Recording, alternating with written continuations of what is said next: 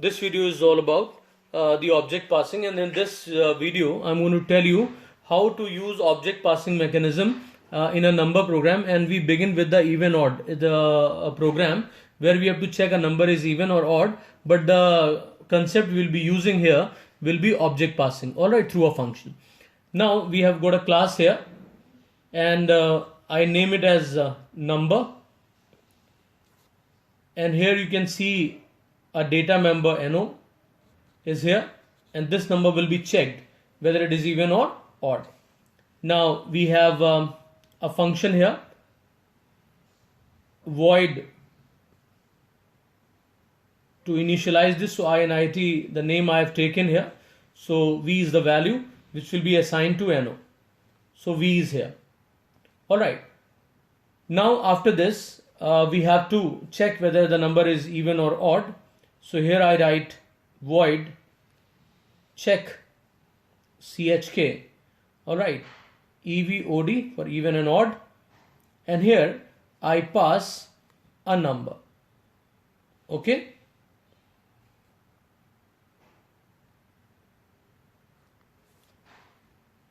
now I check here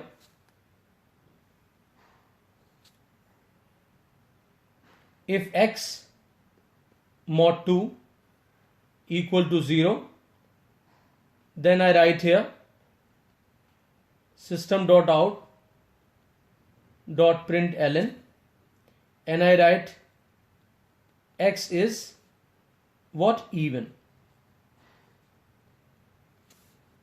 Else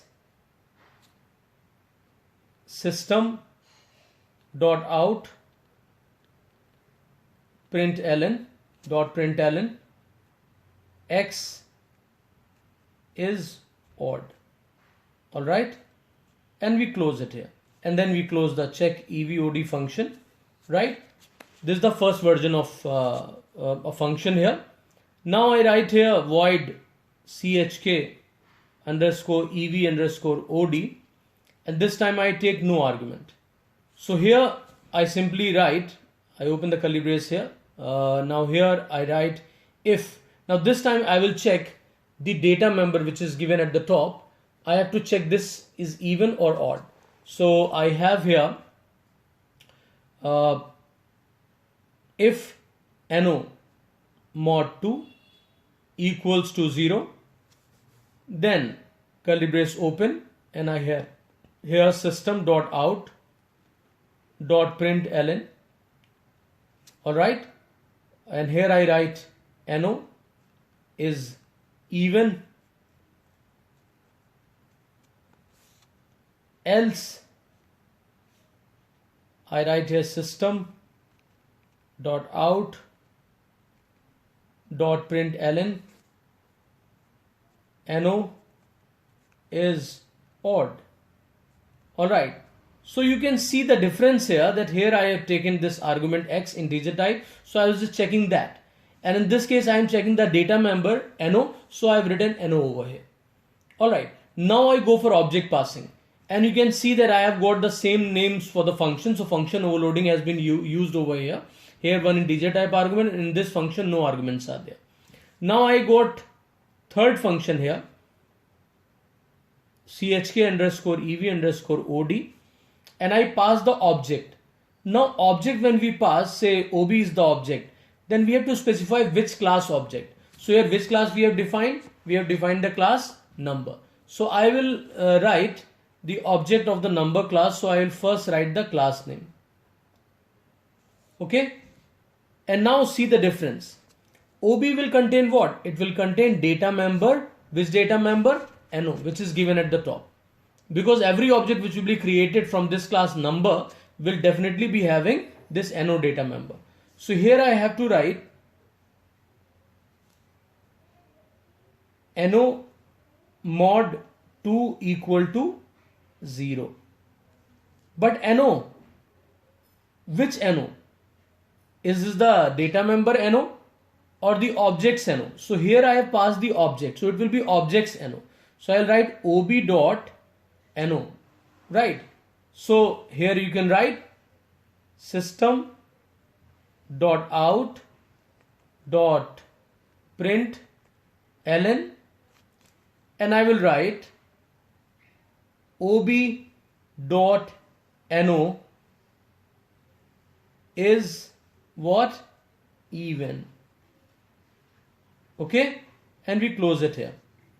Then I write here else system dot out dot print ln, and here I write ob.no is odd number. All right, simple, and we have closed it here, and then we close the function. Now we can use this, all these functions into a main function. So public static void main string args square bracket, and here I have got, I will create one object, say number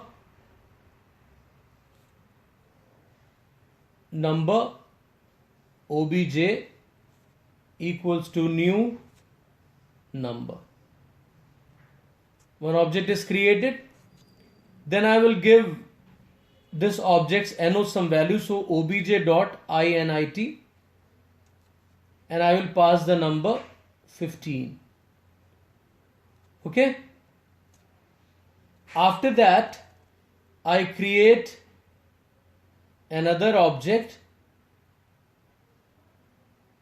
obj1 equal to new number. All right, and here I write obj1.init, say I give the value here 8, and then I can check it whether it is even or odd.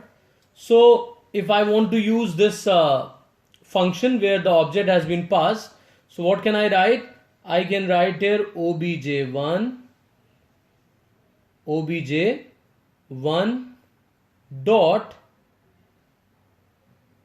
chk underscore ev underscore od, and I will pass the object obj here. So obj's no contains what? 15. So it is odd number, so message will be there that number is odd. After that I can call obj dot chk underscore ev underscore od, and here I can pass say number 78. That means which function has been called? This one, where one integer has been passed. There, one integer has been passed, so it will give the message that it is even number. Now this function where no argument is there, this is this one. If I want to call this, so you can use any object. So suppose I write here obj1 dot chk underscore ev underscore od, and I do not pass any argument, so this function will be invoked where there is no argument, this one. Okay, now here what will be the output? obj1 contains the value 8. All right, so here the output will be that it is even number. All right, so we close the function, and main function will be closed here, and then we close the class. So this is one example through which you can understand how to write a program where the object passing is required. Okay, thanks everyone.